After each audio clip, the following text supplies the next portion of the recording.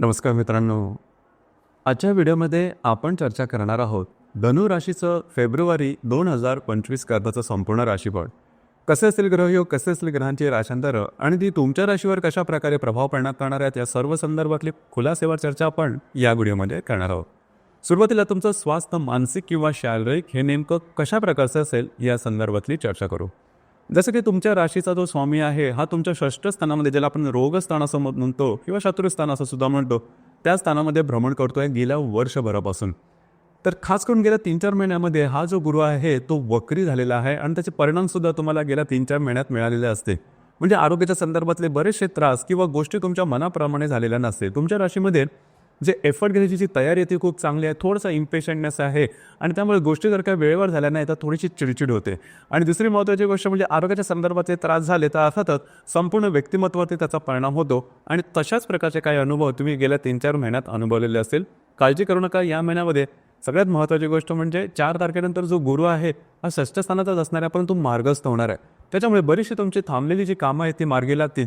बऱ्याचशा आशा अपेक्षा ज्या तुम्ही केलेल्या असतील आणि त्या दृष्टीने प्रयत्न केलेले असतील ते सुद्धा या दरम्यान मार्गस्थ होणार आहेत, मार्गी लागणार आहेत. त्यामुळे तुमचा जो मूड आहे तो बऱ्याच प्रमाणात चांगला दिसणार आहे. म्हणजे जीवनाच्या बद्दल जी एक निगेटिव्हिटी तुमच्या मनात तयार झालेली होती ती या महिन्यामध्ये बऱ्याच प्रमाणात सकारात्मकतेमध्ये बदलणार आहेत. काळजी करू नका. या महिन्यामधल्या बऱ्याचशा गोष्टी या तुमच्या अपेक्षेप्रमाणे होतील. दुसरी महत्त्वाची गोष्ट म्हणजे आर्थिक संदर्भात जर विचार करायचा झाला तर तुमच्या राशीचा जो धनेश आहे शनी तृतीय स्थानामध्ये भ्रमण करतोय, परंतु मार्गस्थ आहे. राशीचा जो पंचमेश आहे मंगळ, जो की तृतीय स्थानात आहे, वक्री असणार आहे. राशीचा जो लाभेश आहे शुक्र, जो की तुमच्या चतुर्थ स्थानामध्ये भ्रमण करणार आहे. एकंदरीत सांगायचं झालं तर आर्थिक संदर्भात तशी काय काळजी करू नका. गोष्टी तुमच्या अपेक्षेप्रमाणे होतील. फक्त 2-3 गोष्टी तिकडे थोडंसं लक्ष देणं गरजेचं राहील. तुमची जे स्पेंडिंग्स आहे, जे खर्च आहे त्यावरती थोडंसं लक्ष देणं गरजेचं राहील. अनावश्यक अतिरिक्त जे खर्च आहेत ते होणार नाही त्याकडे लक्ष द्या. बाकी जे तुमचे इन्कम आहे ते तुम्हाला व्यवस्थित मिळते त्याबद्दल काळजी करू नका. याचप्रमाणे थोडेसे खर्च होतील घरातल्या व्यक्तींवरती किंवा घरातल्या गोष्टींवरती. काही घरामध्ये नवीन वस्तू वगैरे आणायची असेल त्या संदर्भातले खर्च वगैरे होऊ शकतील, अर्थात ते महत्त्वाचे असतात. परंतु उगाचचे अतिरिक्त व अनावश्यक खर्च होणार नाहीत याकडे थोडंसं लक्ष द्या. दुसरी महत्त्वाची गोष्ट म्हणजे जर तुम्ही शेअर मार्केटमध्ये ट्रेड करत असाल तर या महिन्यामध्ये मोठे ट्रेड रिस्क घेऊन अजिबात करू नका. तुमचे अंदाज चुकण्याची शक्यता बऱ्याच प्रमाणात राहील. ही गोष्ट फार महत्त्वाची आहे, ज्याकडे लक्ष देणं गरजेचं राहील. याचप्रमाणे गृहसौख्याबद्दल सांगायचं झालं तर या महिन्यामध्ये गृहसौख्य अगदी व्यवस्थित मिळेल. आता तसं बघितलं तर गेल्या 3-4 महिन्यापासून गोष्टी काही व्यवस्थित नाहीत, परंतु त्याच्यामध्ये सुधारणा मात्र तुम्हाला नक्की दिसून येईल. काळजी करू नका. या महिन्यामध्ये घरामध्ये काही नवीन चीज वस्तू वगैरे घेणं हा सुद्धा प्रकार होईल. अर्थात पूर्णपणे तुमच्या घरातलं जे निगेटिव्हिटी आहे ती संपणार नाही, कारण गुरु तुमचा भ्रमणच करतो आहे संपूर्ण महिन्यामध्ये. परंतु गेल्या 3-4 महिन्यामध्ये ज्या काही गोष्टी थोड्याशा वेगळ्या वाटत होत्या, टोकाच्या वाटत होता, त्याच्यातून तुम्ही निश्चित बाहेर पडता आहात. त्याच्यामुळे काळजी करू नका. गेल्या 4-5 वर्षापासून गोष्टी तुमच्या काही ठीक चाललेल्या नाहीत, परंतु हळूहळू तुमची जी पत्रिका आहे किंवा तुमची जी रास आहे ती या सर्व जे मनस्ताप आहे त्याच्यामधून बाहेर पडत आहे, एवढं निश्चित.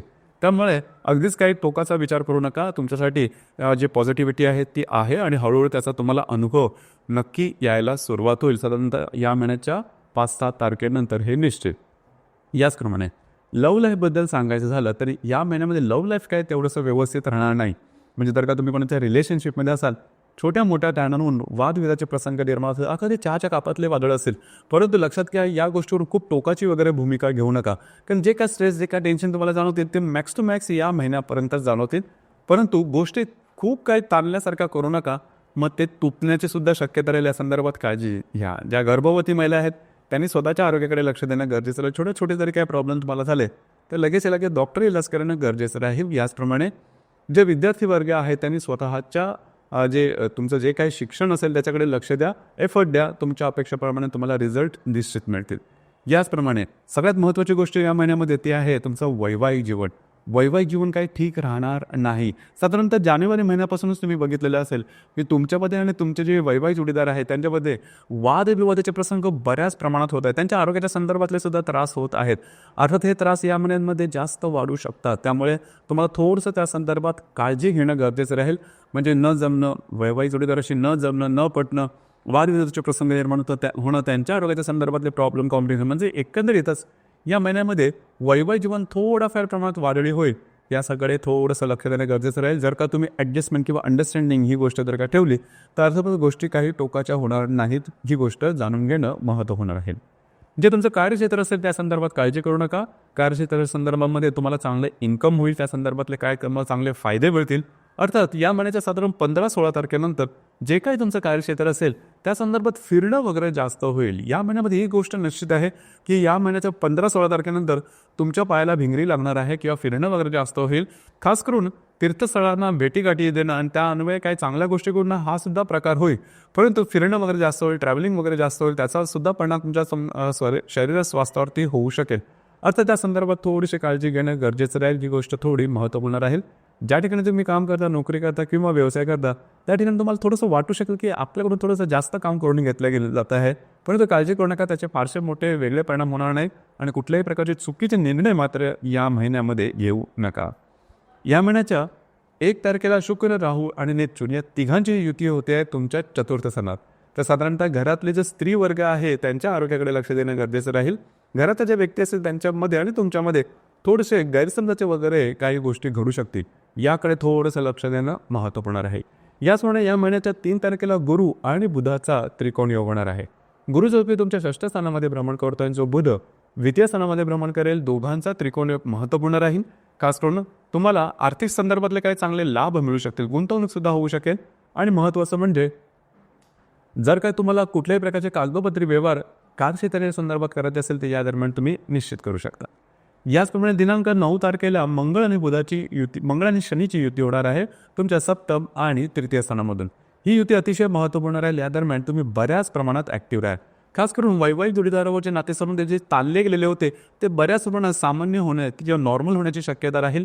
याप्रमाणे महत्त्वपूर्ण काही कामं जी की तुमची होत नाहीत, जी प्रलंबित आहेत, ती कामं तुम्ही या दरम्यान हाती घेऊ शकता. एक वेगळ्याच प्रकारचा जोश किंवा स्फूर्ती किंवा उत्तेजना किंवा ऊर्जा मला या दरम्यान म्हणजे 9 तारखेच्या आसपास निश्चित जाणवेल. याचप्रमाणे दिनांक 23 तारखेला मंगळ आणि बुधाचा त्रिकोण योग सुद्धा होणार आहे.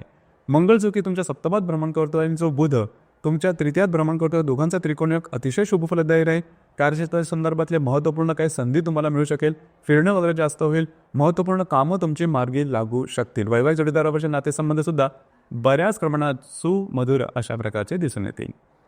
या महिन्याची जी पौर्णिमा आहे ती 12 तारखेला आहे आणि जी अमावास्या आहे ती 27 तारखेला आहे.